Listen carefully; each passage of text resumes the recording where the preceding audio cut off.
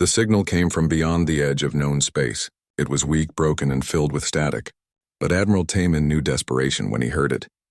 He stood on the bridge of Luna Station watching the communication officers work to clean up the transmission. The massive space station orbited Earth's moon. Its sensors pointed toward the dark between stars. For 3 hours, they had been receiving pieces of what seemed like a distress call. "Sir, we have a translation," said Lieutenant Park, her fingers moving quickly across her console.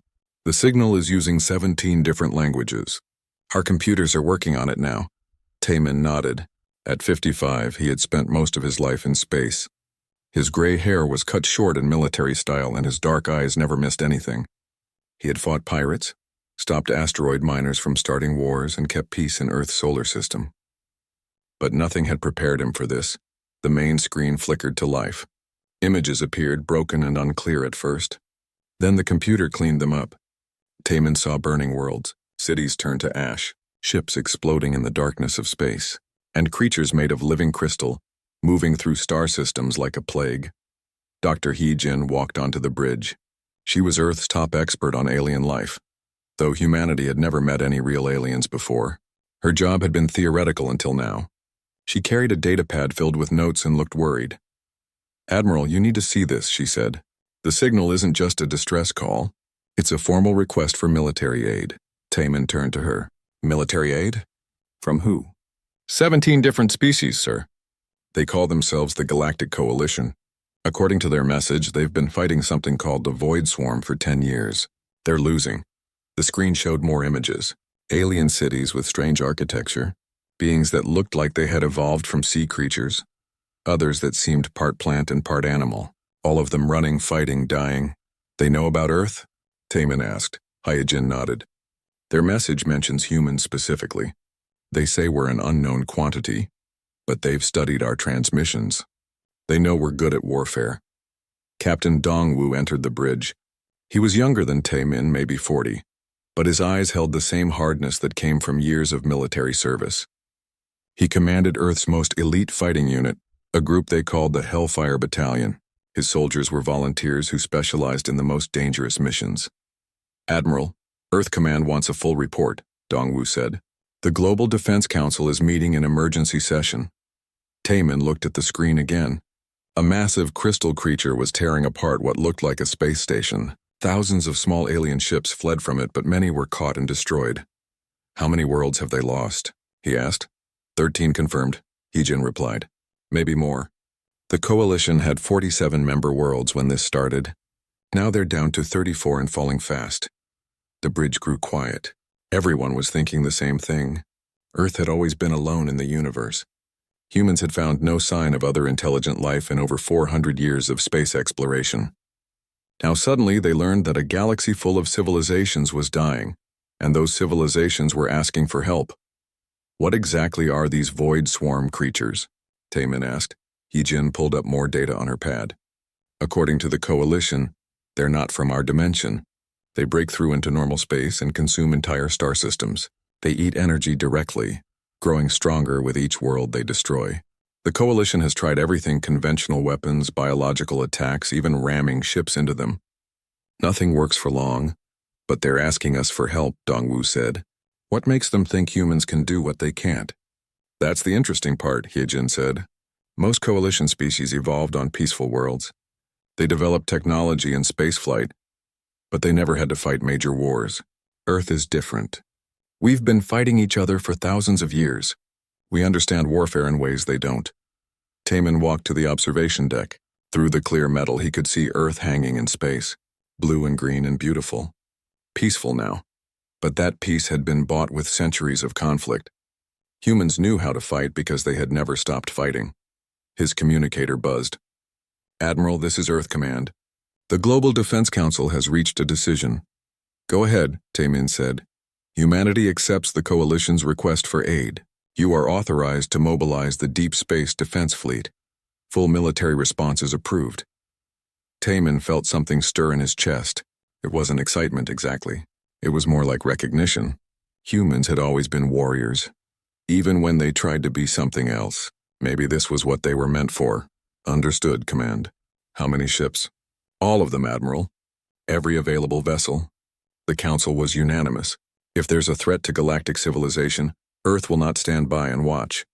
Dongwu grinned. It was not a pleasant expression. Finally, a real fight. Hyejin looked less happy. Admiral, we don't know what we're getting into. The coalition species are more advanced than us in most areas. If they can't stop this threat, then maybe they've been thinking about it wrong, Taemin said. Doctor, I want you to analyze everything in that transmission. Find out how these creatures work, what they're weak against, anything that might help. Yes, sir. Captain Dongwu, start preparing your battalion. We're going to need ground troops. My people are ready now, sir. Taemin looked at Earth one more time. In a few hours, humanity's entire military fleet would launch into deep space. They were going to fight creatures from another dimension to save civilizations they had never met. It should have been terrifying. Instead, it felt like coming home. All stations begin fleet mobilization, he announced. The galaxy asked for our help. Let's show them what humans do when someone threatens the innocent. The message was transmitted across Earth's solar system. On military bases from Mars to the asteroid belt, ships began powering up their engines. Soldiers reported to their units. Weapons were loaded and checked. Humanity was going to war, and for the first time in their history, they were fighting for someone else. The human fleet arrived at the Velinari system 12 days after leaving Earth. Admiral Taemin stood on the bridge of the flagship Incheon, watching the battle that was already raging around the alien homeworld. My God, whispered Dr. Hyejin. The planet below was beautiful, mostly covered by purple oceans and green continents. But in space around it, the void swarm was everywhere. The creatures looked like massive crystals that moved with purpose. They were the size of buildings, some as large as ships. They absorbed laser fire from the defending coalition forces and seemed to grow brighter with each hit. Colonel Subin's voice came over the communication system from her command ship. Admiral, my bombardment division is ready. We count at least 3,000 swarm entities and more coming through some kind of portal. How many coalition ships are still fighting? Taemin asked. Maybe 200. They're falling back to the planet's atmosphere. Their weapons aren't doing much damage. Captain Dongwu was on the bridge studying the tactical display. Sir, the aliens are using precision strikes. Small weapons, careful targeting. They're trying not to damage their own world. That's their problem, said Colonel Subin over the radio. These crystal things don't care about property damage. Taemin watched a group of coalition ships try to surround a large swarm creature. They fired their energy weapons in coordinated patterns. But the creature just absorbed the energy and grew larger. Then it released some kind of pulse that disabled half their ships. All right, Taemin said. Subin, show them how humans fight. Full bombardment, maximum firepower. Finally, Subin replied. All ships weapons free. Light them up. What happened next shocked everyone, including the humans. Colonel Subin's bombardment division opened fire with everything they had. Plasma cannons, railguns, fusion missiles, and experimental weapons that Earth's scientists had built but never tested in real combat. The space around the Velinari homeworld lit up like a new sun. Human weapons didn't try to target individual creatures. Instead, they created overlapping fields of destruction that caught dozens of swarm entities at once. The plasma cannons fired streams of superheated matter that cut through the crystal creatures like knives through glass. Engineer Kyung-ho had designed new artillery systems just for this mission. His plasma weapons created chain reactions in the swarm formations. When one creature was destroyed, it released energy that damaged its neighbors. The effect spread through entire groups of the creatures. Coalition ships, this is Admiral Taemin of Earth Forces. Fall back and let us work. The alien ships retreated, their crews probably wondering what kind of species fought like this. Humans didn't use careful, precise attacks. They used massive amounts of firepower and hoped the enemy died before they ran out of ammunition. And it was working. The void swarm creatures, which had seemed impossible to kill, were dying by the dozens. Their crystalline bodies cracked and shattered under the human assault. The portal they were using started to flicker and close, but the battle wasn't over. Some of the creatures had already reached the planet's surface. Captain Dongwu's Hellfire Battalion was needed for ground combat. Admiral, we're going down, Dongwu said. The Velinari have civilians trapped in their capital city. Do it. Take whoever you need. Dongwu's transport ships dropped through the atmosphere like meteors. The planet's surface was covered with alien cities that looked like they were grown rather than built. The architecture was beautiful, all curves and flowing lines. But swarm creatures were moving through the streets, destroying everything in their path. Corporal Jawook was in the first transport to land. He was young, maybe 25, but he had volunteered for the most dangerous assignment since joining the military. When the transport doors opened, he saw his first aliens. The Velanari looked like they had evolved from sea creatures. They were tall and thin, with skin that changed colors, and large eyes that could look in different directions at the same time. Right now, those eyes were filled with terror. "Sir, we have civilians trapped in that building," reported Sergeant Kim over the radio. "Swarm creatures have it surrounded." Jawook looked at the situation. The building was about 50 meters away.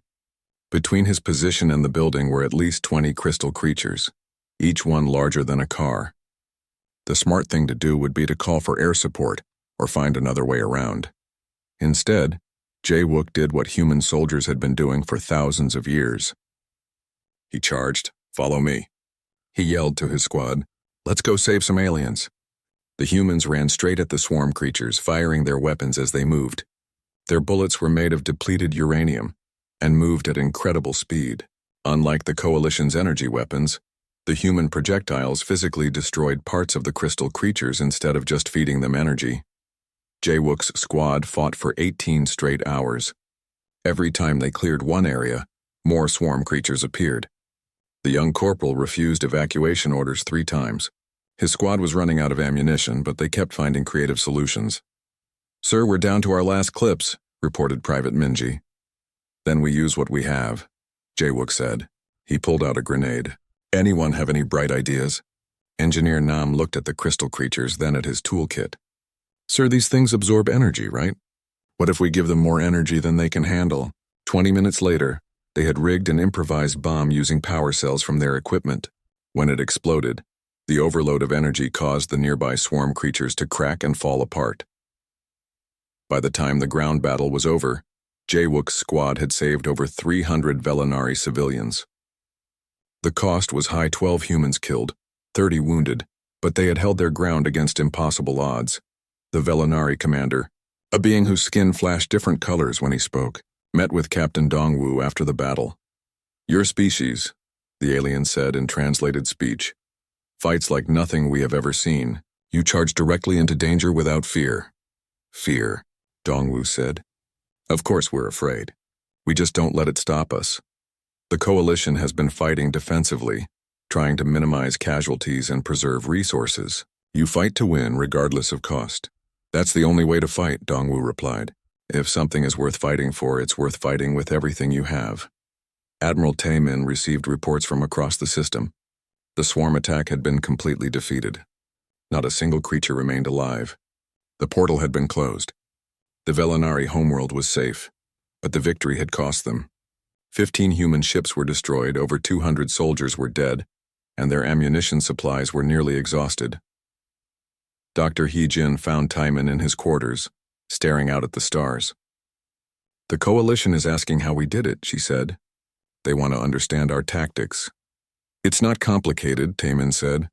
"When someone threatens innocent people, you hit them with everything you have. You don't stop until they're all dead or you are. The Velanari are calling us saviors. They say we're the first species to completely defeat a swarm attack." Taemin nodded. "Good. How many other worlds need our help?"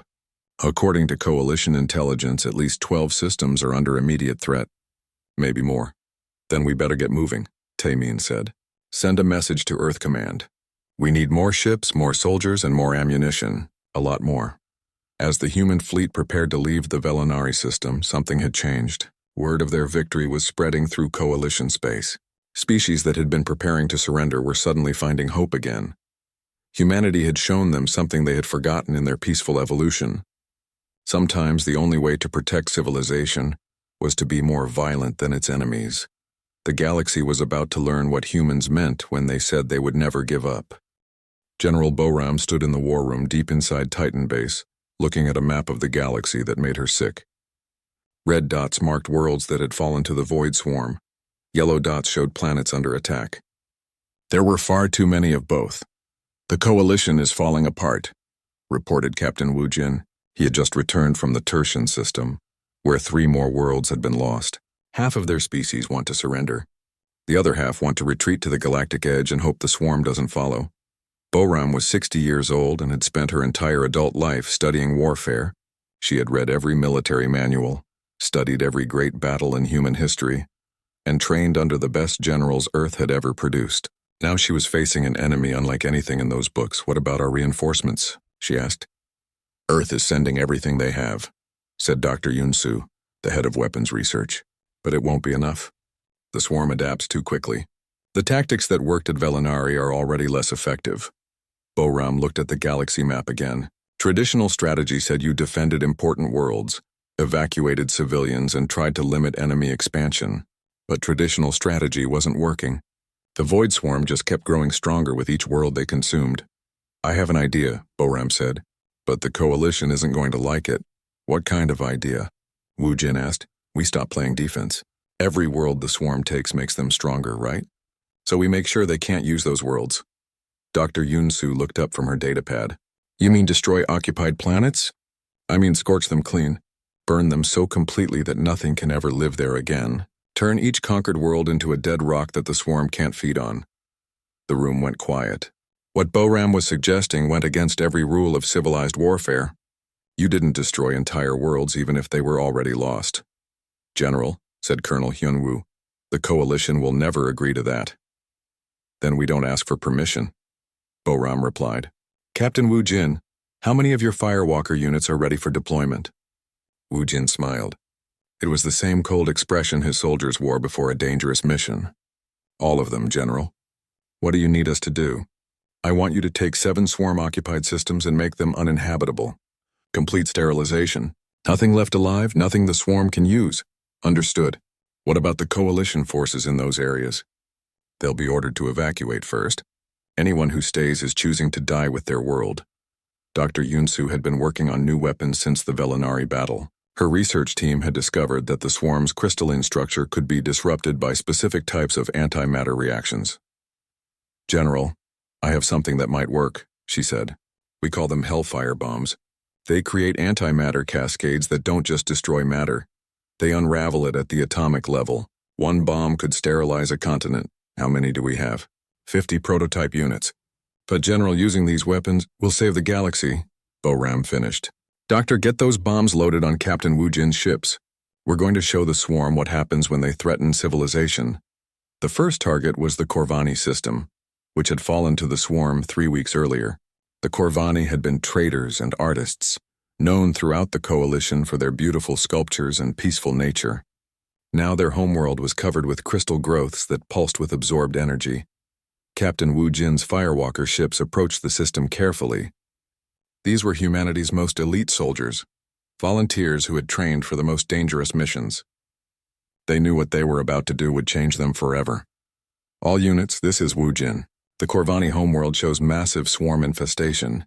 No signs of survivors. Beginning bombardment in 30 seconds. The Hellfire bombs fell like shooting stars. When they detonated, the explosions were visible from orbit. The antimatter reactions spread across continents, turning everything they touched into empty space. The swarm creatures tried to absorb the energy, but there was too much. Their crystalline bodies overloaded and shattered. Within 6 hours, the Corvani homeworld was a dead rock. No life remained, but no swarm creatures either. The world was useless to both sides now. "Target eliminated," Wu Jin reported. Moving to the next system. The reaction from the Coalition was immediate and furious. Emergency meetings were called. Some species accused humanity of committing genocide. Others argued that desperate times required desperate measures. The Aquarians, a species that looked like living water, sent an angry message to Earth Command. "Your species has destroyed an entire world. This goes against every principle of civilized warfare." General Boram's response was simple. "Your principles were getting you extinct. Our methods are keeping you alive." But the strategy was working. Each sterilized world weakened the swarm's overall network. The creatures seemed to communicate across vast distances, sharing energy and information. When their conquered worlds were destroyed, their coordination suffered. Dr. Yunsu monitored the effects from her laboratory on Titan. "The swarm is changing its behavior," she reported. "They're becoming more desperate, attacking multiple systems simultaneously instead of focusing on one at a time." "Good," Boram said. "Desperate enemies make mistakes." The Coalition was also changing. Some species, horrified by human methods, withdrew their support and tried to negotiate separate peace deals with the swarm. But others began adopting human tactics. The gentle Tertians, who had never built weapons stronger than police tools, started manufacturing biological weapons that could destroy entire ecosystems. The scholarly Verdani created automated war machines that showed no mercy to any crystalline life form. "We're corrupting them," Dr. Hai Jin told Admiral Taemin during one of their strategy meetings. "These species evolved to be peaceful. We're turning them into killers. We're teaching them to survive," Taemin replied. "Peace is a luxury you can only afford when no one is trying to murder you." The war escalated rapidly. Human forces established forward bases in former swarm territory, building massive weapons platforms that could destroy incoming threats before they reached inhabited worlds. The motto, "Peace through superior firepower," was painted on the hull of every human warship. Captain Wu Jin's firewalkers became legends throughout Coalition space. Stories spread of human soldiers who would charge into crystal forests armed with nothing but explosives and determination. The aliens began to understand that humans didn't just fight to win. They fought because fighting was what they were good at. But intelligence reports were troubling. Long-range sensors detected massive swarm movements near the galactic core. Something big was being prepared, something that would dwarf all previous attacks. "They're planning to hit Earth," Dr. Yunsu told the command staff. "Our analysis suggests they're gathering forces for a direct assault on the human homeworld." General Boram studied the intelligence data. The swarm had learned from their defeats. They were adapting, becoming more focused and strategic. The random attacks on coalition worlds had been replaced by a coordinated plan to eliminate humanity first. "How long do we have?" she asked. "Maybe 6 months. Possibly less." Boram looked around the room at her officers. These people had spent the last year turning human military doctrine into galactic policy. They had shown the galaxy what total war looked like. Now they were going to find out if their enemies could learn from their example. "Send a message to all human forces," she said. "Fall back to Earth's defensive perimeter. Bring every ship, every weapon, every soldier we have. If the swarm wants to fight humanity directly, we'll give them a fight they'll never forget." The galaxy held its breath as the human fleet began its withdrawal. For a year, humanity had been the coalition's saviors.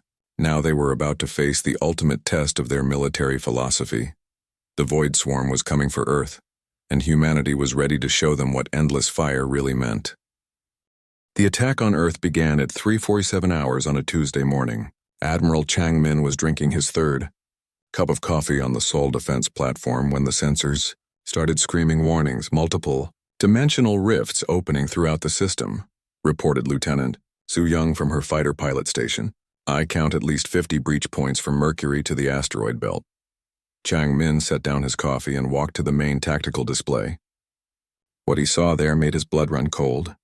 The Void Swarm wasn't just attacking Earth, they were attacking everywhere at once. Massive crystal creatures poured through rifts near every planet, every moon, every major space station in the solar system. "This is different from their other attacks, Mo," said Dr. Young-A from her research post. "They're not trying to consume worlds one at a time.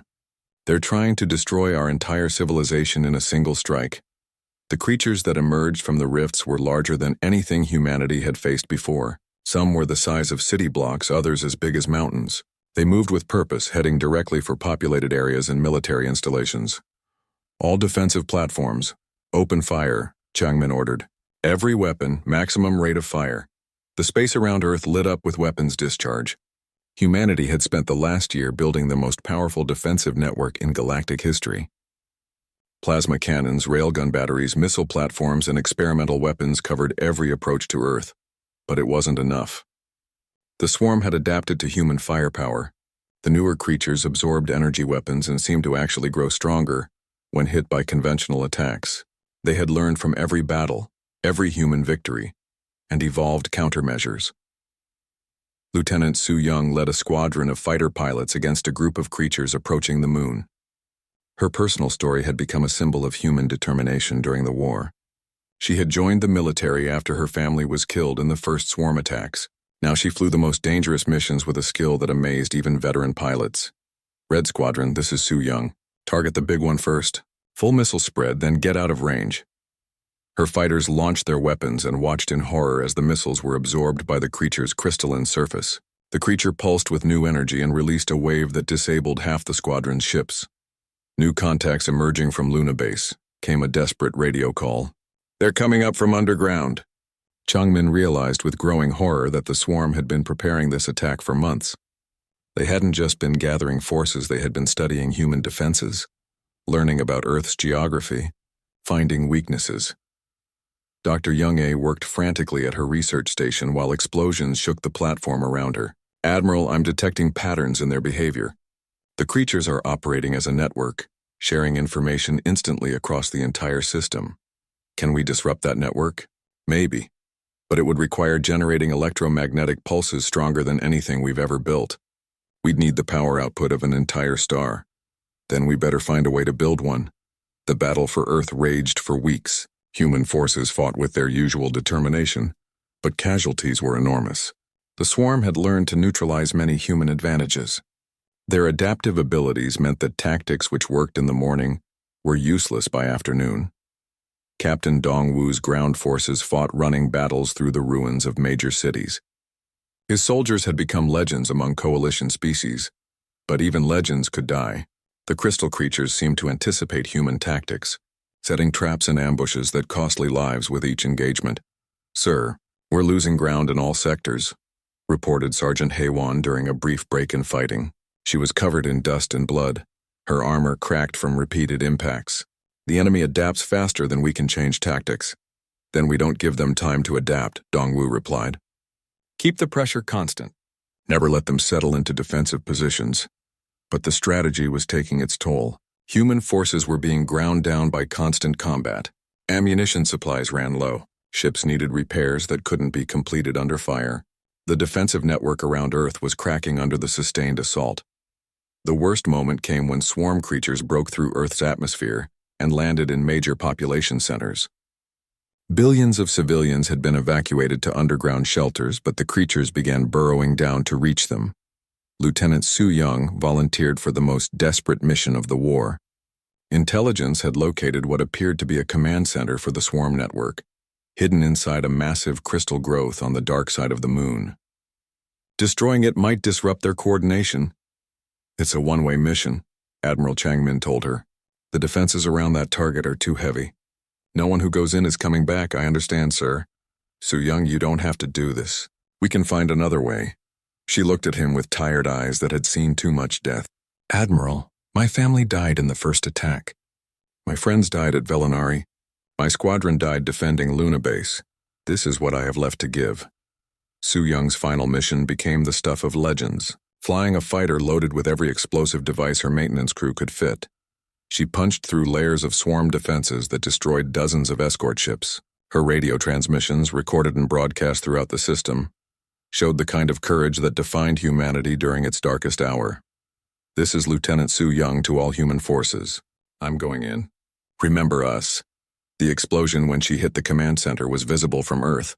For a brief moment, the swarm's coordination faltered. Creatures throughout the system stopped moving in perfect synchronization and began acting as individuals.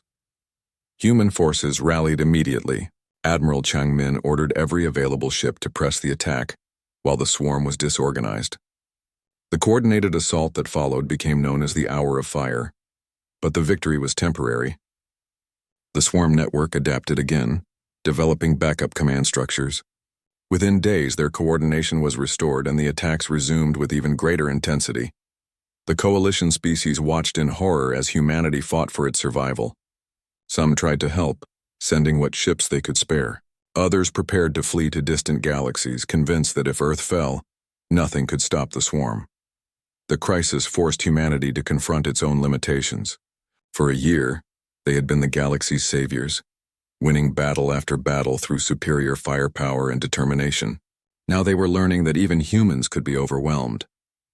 Dr. Young-A made her breakthrough during the siege of Mars. Working with salvaged swarm technology, she discovered that the creature's network operated on quantum frequencies that could be disrupted by carefully calibrated explosions. "We can't generate the power we need with conventional weapons," she told the command staff. "But if we detonate Earth's moon, the explosion might create the electromagnetic pulse we need to shut down their entire network." The suggestion was met with stunned silence. Destroy the moon? The tidal effects alone would devastate Earth's coastlines.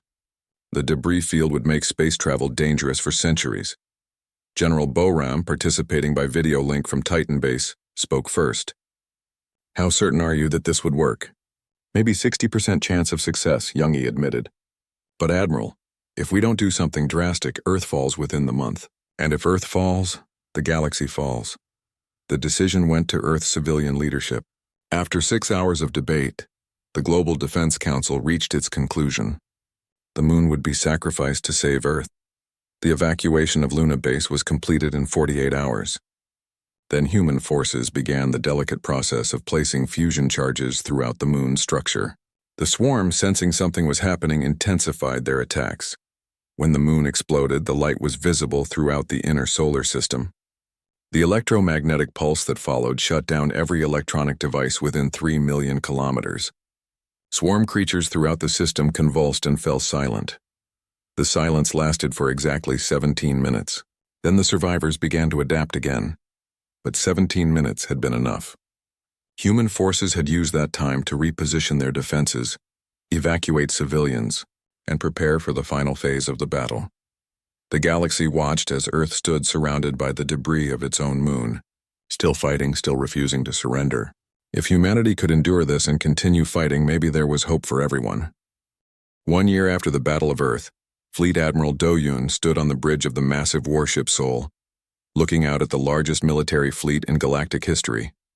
Around him, over 10,000 ships from dozens of species prepared for humanity's final gamble. The coalition had changed completely. The gentle species that once debated the ethics of warfare now built weapons that could destroy star systems. The Aquarians, who had criticized humanity's methods, now commanded fleets of biological warfare ships. The scholarly Tertians operated drone armies that showed no mercy to crystalline enemies.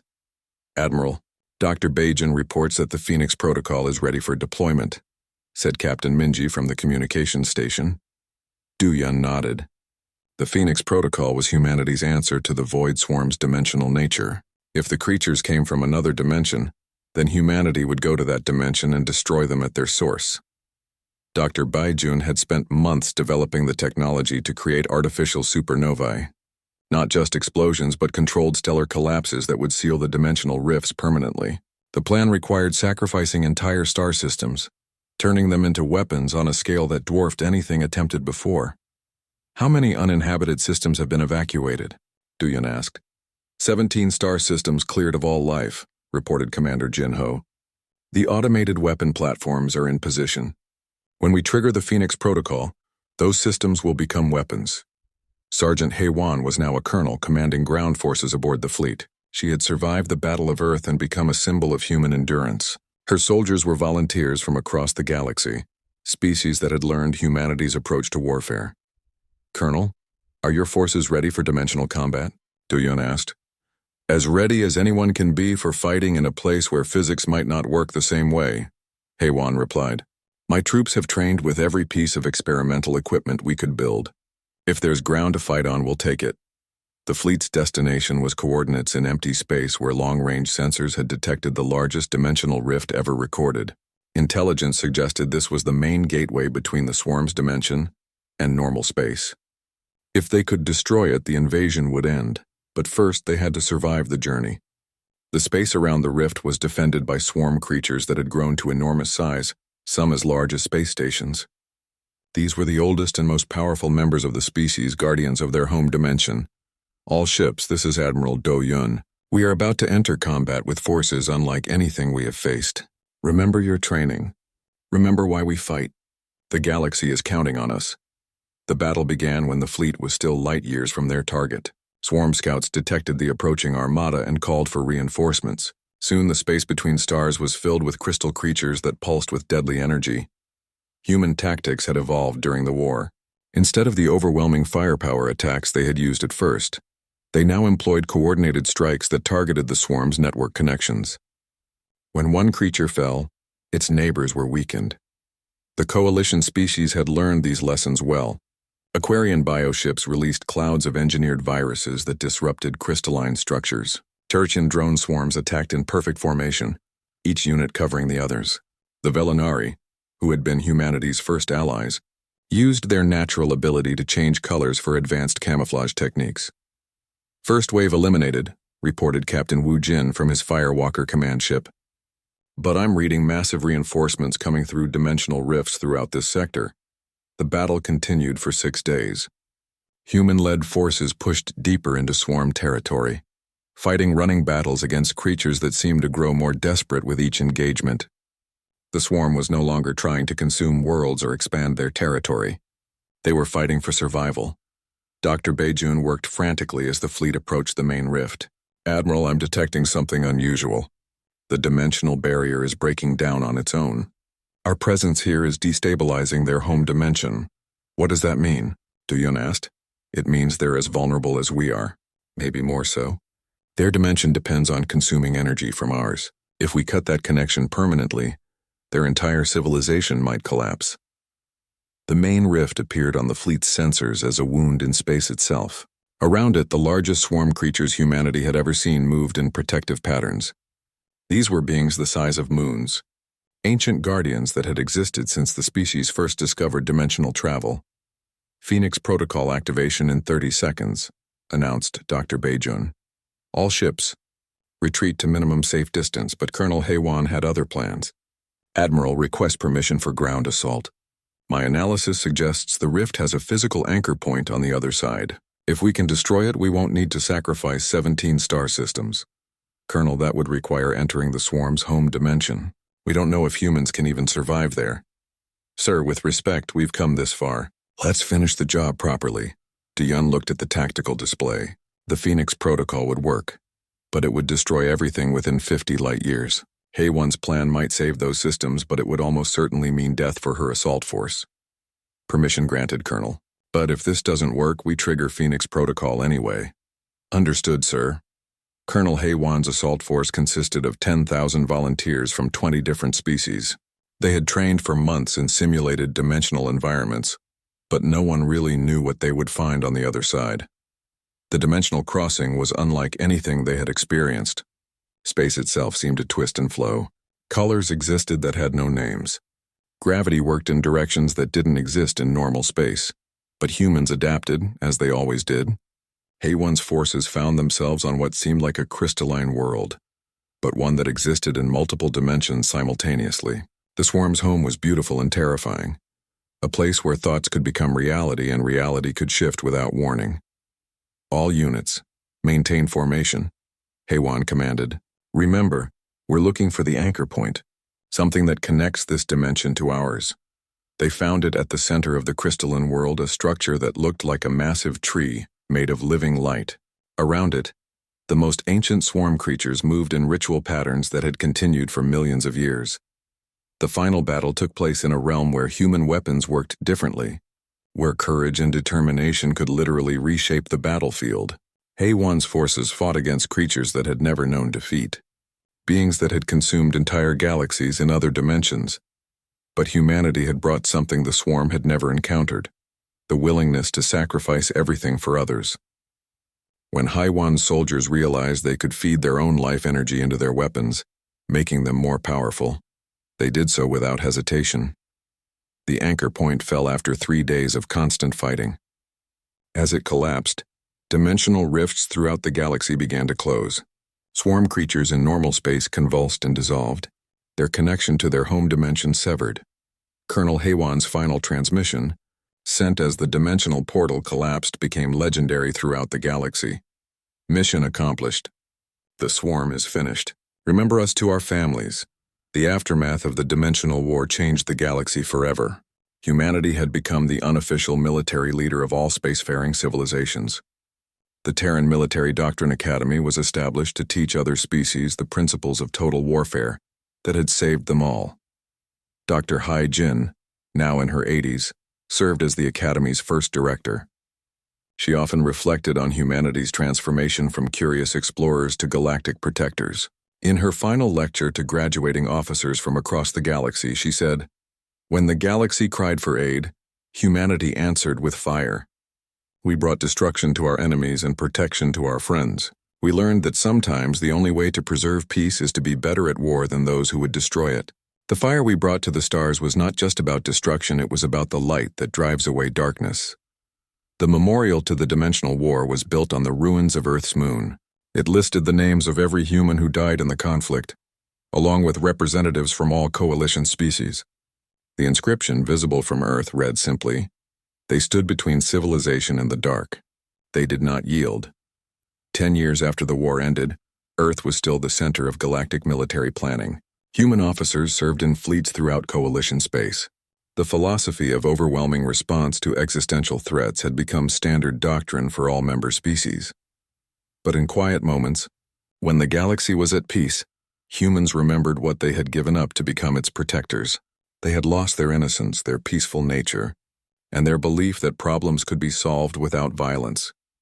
In return, they had gained something else: the knowledge that when civilized beings were threatened, someone would always be ready to fight for them. The galaxy slept safely because humanity stood guard, armed with weapons that could burn away any darkness and the determination to use them. The Void Swarm was gone, but humanity remained ready. Because somewhere in the vast universe,